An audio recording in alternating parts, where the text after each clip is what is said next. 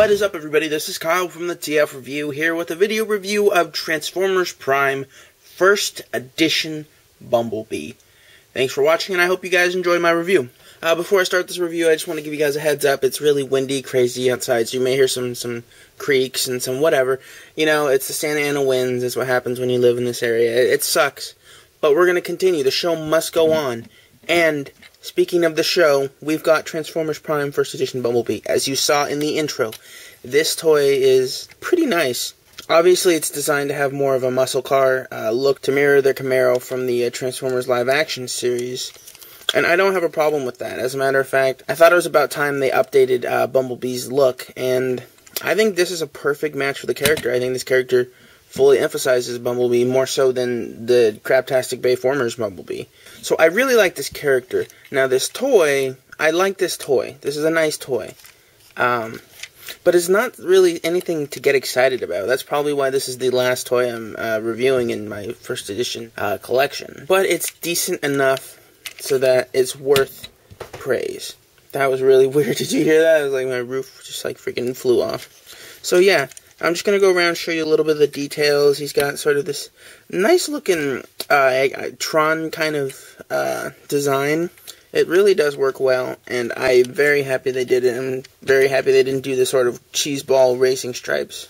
And overall, I really like the car mode. The headlights look a lot better than I was anticipating. In some of the early pictures, they looked really bad, but these do in fact look nice. And that's really basically it. There's no real weapon storage on outside of the car. We'll get into that a little bit later. And yeah, nice car mode. Now let's transform him and look at his robot mode. So I'm going to make this as quick as possible because I'm scared for my life right now because the winds are blowing pretty dang hard and my house is falling apart. So to transform Bumblebee, basically where you want to start is in the back. That's usually where I like to start, in which you just kind of want to find a way to separate his legs. And there we have his legs separated like so. And then you see his little silver feet. You just want to pull them out. And then the sort of whole thing just kind of unfolds itself. A lot like Human Alliance Jazz in a way. Do the same on this side. And there we have his legs and his feet. Now that is the easy part. Transforming of his torso is slightly more difficult, but still pretty easy nonetheless. First we want to work on his doors, which will become his arms. You can kind of see his arms back there. Spread them apart, and then you'll see his arm back here kind of just wants to peek out. So what you want to do is you want to take this circular piece and unpeg it, and that'll make this whole section come loose. And then you'll see over here that the arm is connected to his wheel. What you want to do is you want to fold this back up so the circular piece now pegs into that wheel, which is really cool. I very much so like that. And yes, you peg the peg in the hole. Self-explanatory, guys. And then you just want to fold the roof up like that. Do the same on this arm. And there we have a significant amount of Bumblebee. And then you want to fold this chest piece down. And then you sort of have to unpeg his hoodie. And to do that, you just gotta do that basically. Just lower the side pieces, and they'll unpeg. Fold the windshield down, and then now you can lift this centerpiece up. You want to spin the whole section around, and then you want to spin this front section back and flip it down, and there we see Bumblebee's head magically appearing. That's really cool. I like that head transformation. And now lastly, we basically just have to arrange all this stuff. You take this piece, fold it down, take these two pieces, put them up like so. And then we want to take his upper ab, fold it down, and then take this midsection, fold it up.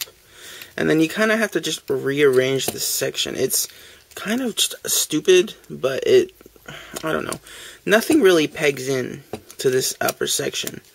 So it's just got to be situated nicely. And then you have it. Now rearrange the doors, and we've got Bumblebee.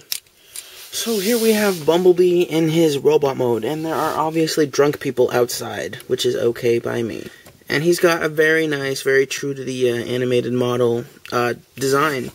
It really works for him. I think it's very strong. The articulation is fantastic, especially with these just giant arms. You can get pretty much any pose out.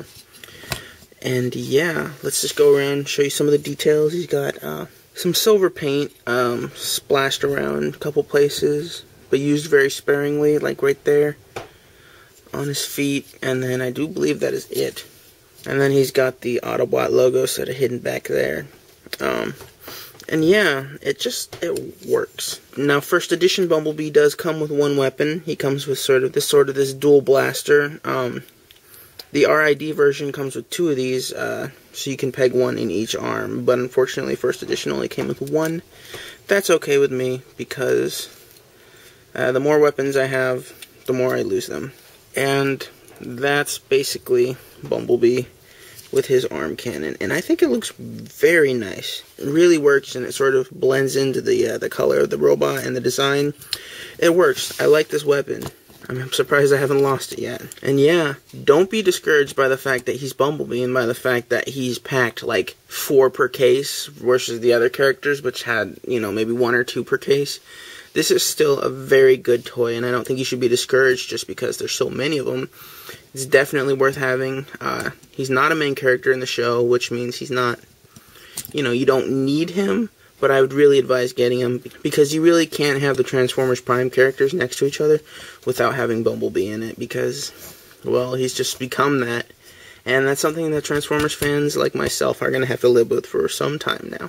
And I am more than happy to live with this Bumblebee until then. So, that is my review of Transformers Prime First Edition Bumblebee. I hope you guys enjoyed it. Like I said before, if you want him, definitely pick him up. I think he's something that you need if you're going to display the Transformers Prime figures together. So, without further ado, I thank you guys for watching this video. Be sure to subscribe, follow me on Twitter at the TF Review. Have a good night, everybody. Thanks.